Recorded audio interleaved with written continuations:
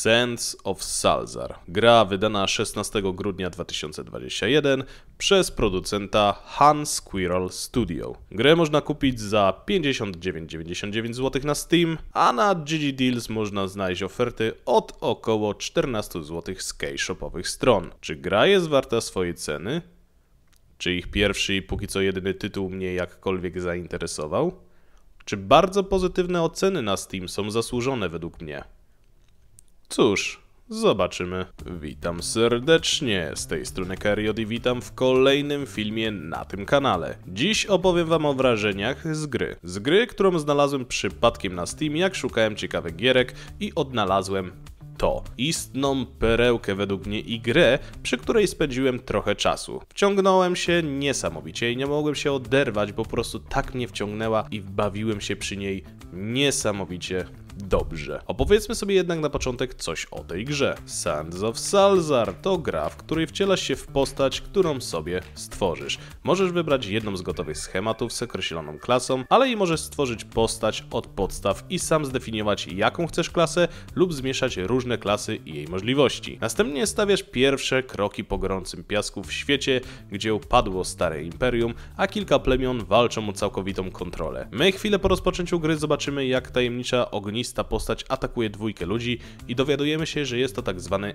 Ifrit. Tajemnicza i niebezpieczna rasa zaczęła od jakiegoś czasu się pojawiać na tych rejonach i wygląda na to, że chcą całkowicie zdominować tutejsze plemiona i ich mieszkańców. Naszym zadaniem natomiast jest ich powstrzymanie, a pomogą nam w tym różne rzeczy, osoby i jednostki. Przede wszystkim mamy spory arsenał umiejętności przez to, że mamy różnorakie klasy i po drodze w czasie gry również możemy się sporo nauczyć od odpowiednich osób lub kupując je od handlarzy. Prócz umiejętności to i bronie jak łuki, miecze, sztylety, włócznie i parę innych rzeczy. Możemy dołączyć do naszej drużyny osoby niezależne, czyli wyjątkowe postacie, które posiadają szereg umiejętności. Mają dla nas misje, możemy zwiększać ich sympatię względem nas i które, o ile jesteśmy sułtanem od początku lub zaczęliśmy być im w czasie gry, mogą zostać przywódcami w naszych miastach i sprawować nad nimi pieczę. Mamy możliwość zbudowania naszej własnej armii z różnorakich jednostek z różnych plemion, które również mają swoje unikalne atuty i umiejętności, ale i również nietypowe jednostki jak zwierzęta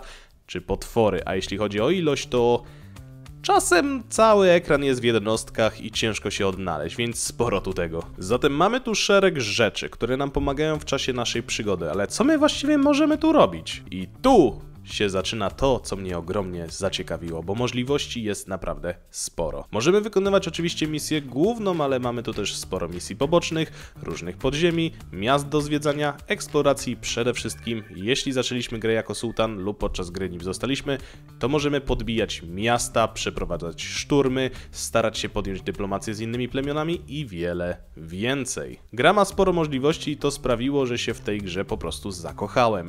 A mamy tu też opcję warsztat Steam, przez co możemy jeszcze bardziej urozmaicić grę różnymi modyfikacjami stworzonymi przez graczy. Jeśli chodzi o wątek główny, bo o nim też warto wspomnieć. Jak wcześniej mówiłem, naszym zadaniem jest powstrzymać Ifryty, ale to nie jest oczywiście takie łatwe i po drodze dowiemy się wiele na temat pewnej bogini, poznamy potężnego władcę Ifrytów, a nawet będziemy musieli zgromadzić armię, aby obronić się przed tą paskudną rasą. Miałem pewien problem w pewnym momencie gromadzenia sojuszników do walki z nimi, ponieważ jedna osoba zgodziła się pomóc, ale musiałem przejść jej test czy wyzwanie. A polegało to na pokonaniu jednego przeciwnika, dość wytrzymałego, bez otrzymywania jakichkolwiek obrażeń. Powtarzałem to z 10 kurwa razy. Choć wątek główny mi się podobał, to najwięcej czasu tu spędziłem ulepszając postać, odkrywając nowe jednostki, a tych jest sporo i mamy też drzewko rozwoju dla naszych jednostek, więc możemy decydować, czy zwykłych chłopów chcemy zacząć szkolić na wojowników, łuczników, konnych czy jednostki leczące. A różnorodności jednostek jest tu sporo, zwłaszcza, że każde plemię ma jednostki dostosowane do danego rejonu, jak plemię Deep,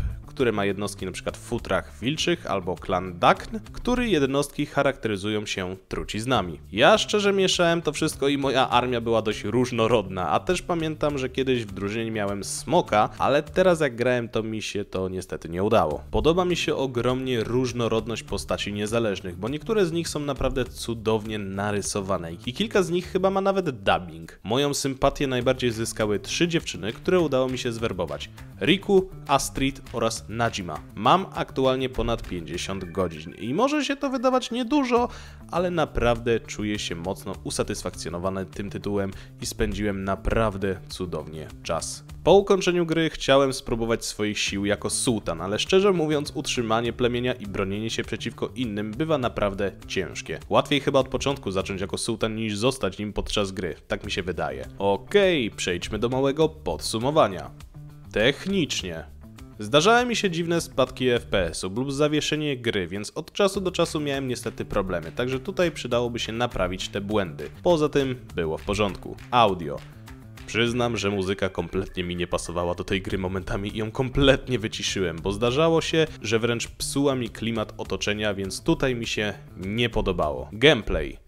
Grało mi się wyśmienicie, jest to dla mnie jedna z lepszych gier małych czy nowych studiów, w jakie grałem i ogromnie jestem ciekaw, co jeszcze twórcy wymyślą. Grafika. Bardzo mi się podobała, postacie wykonane naprawdę pięknie, jednostki również wyszły dobrze i całość, czyli otoczenie, budynki, góry, wyszły według mnie dobrze. Podsumowując, Sands of Salazar to jedna z najlepszych gier, jakie grałem i w które wciągnąłem się ogromnie, a to zasługa praktycznie całości. Postacie, fabuła, jednostki, walki, tworzenie naszego bohatera i reszta. Całość to dla mnie solidna gra i z chęcią kiedyś do niej wrócę i myślę, że spróbowałbym zagrać od nowa jako sułtan, by spróbować zbudować potężne plemię i spokojnie sobie podbijać innych, choć obstawiam, że do łatwych zadań to należeć nie będzie. Także to tyle. Dziękuję za oglądanie, dziękuję za poświęcony czas i życzę miłego grania. No hej, chciałbym Was zaprosić serdecznie do linków znajdujących się w opisie. Przede wszystkim do mojego kanału na Twitchu oraz do mojego serwera na Discordzie. Serdecznie zapraszam i pa!